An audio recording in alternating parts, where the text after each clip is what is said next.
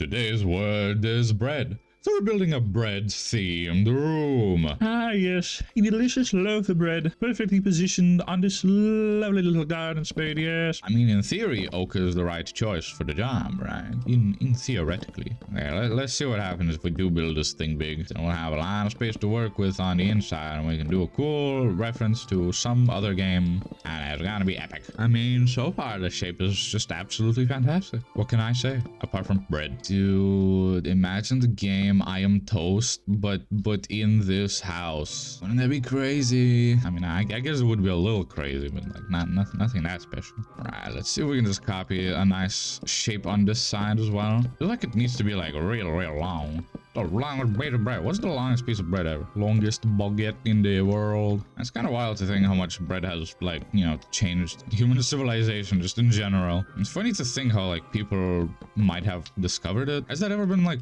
proven, like, exactly how they discovered it? I guess you can't really prove that. It's not like you can send a camera back in time to see what's going on. Like, I wonder if people just ate wild grain and it kind of just turned into uncooked bread in their mouth in a way. Because if you just ate wild grain and just drank some water, wouldn't that just kind of turn into dough? And somebody was like, yo, how about what if we just do that outside of our mouths and then like put it over a fire to cook it? And then someone tried that, and then it turned out fantastic. And look where we are now. We got infinite bread. Honestly, we got too much bread. We got so much bread that it goes moldy before we can eat it all. Is store-bought bread even like bread?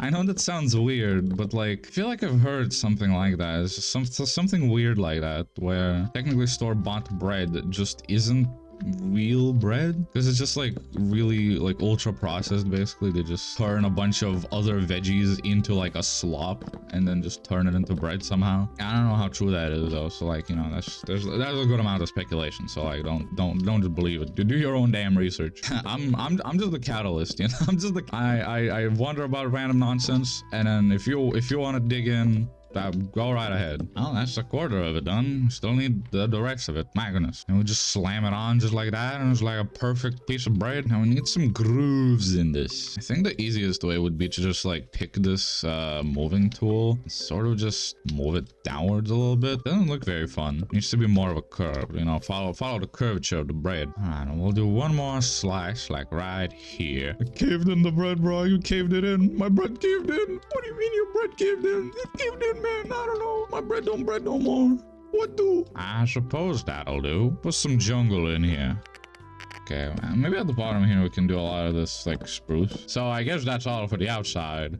And now it's time for the inside. All right, well, I'm gonna be honest. I don't really like what I'm gonna put in this room, but I am gonna put in Queen's Gardens, like Traitor Lord the Fight from Hollow Knight. Yep. Yeah, I was really struggling to think up of a room today. Like, I guess there's just not a lot of brown rooms that I see. Like, I was thinking about doing the fungal wastes in here because that's kind of brown-ish. However, I don't really like the fungal wastes. I don't remember them at all from Hollow Knight, so I'm just not gonna do them. Hopefully I can like actually fit the Traitor Lord into here. I'm not sure how to represent Queen's Garden because it's like it's very pristine and good looking. Maybe just add some of these little glazed terracotta thingies. Yes, that sounds like a wonderful idea. Suddenly this room is too small to fit in the Traitor Lord in here, but by golly will I try anyway. So that's like his leg. That's one of his legs. Kind of gonna be like on the ground basically. Maybe he's just taking a little nap. How about that? How about the Mantis Lord, but he's taking a little nap? So we just have his face like in the ground here. So his mask is kind of like this, let's say, but his horns are different. They're like the same color as his body. Not exactly green, but I don't know what other color would go better. Okay, how about he's pointing upwards then? And then this is kind of like his cape. He kind of has a bit of a cape here. And then one of his arms is a bit of a scythe.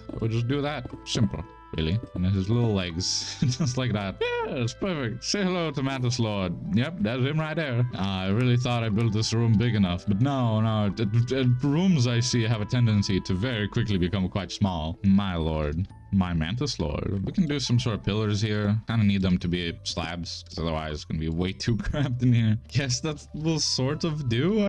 It's really a lot worse than I thought it was going to be. It's fine. I didn't like this room anyway, I guess. Maybe I should have just put a bakery in here, you know? Maybe that would have worked a lot better. I don't know, I didn't think of that earlier, but like it's way too late right now. All right, and to enter the bread room, you just have to go here through the garden spade, all the way in this little corner, up these little steps, and bada bing, bing, bada bam. That's the bread room from the outside. And on the inside, it's another lovely little Hollow Knight reference of the Mantis, or not Lord, Traitor. The Mantis Traitor Lord guy, Traitor Lord, Mr. Traitor Lord guy, just lying here, sleeping on the job, you know, in this very, very cramped Queen's Garden replica. Yes, I hope you enjoyed today's episode. Subscribe if you did, and I'll see you tomorrow. Goodbye!